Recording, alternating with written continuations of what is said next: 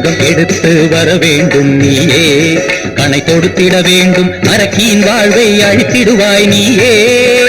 ஆனந்த சயனத்தில் பள்ளி எழுந்து வாராய் திருமாலே, உன் நண்பரை எல்லாம் துன்பத்தில் இருந்து காப்பாய் பெருமாளே. திருப்பார்கடலில் பள்ளி கொண்டாயே ஸ்ரீமன் நாராயணா, அன்பு திருமகள் துணையில் அமைதி கொண்டாயே ஸ்ரீமன் நாராயணா.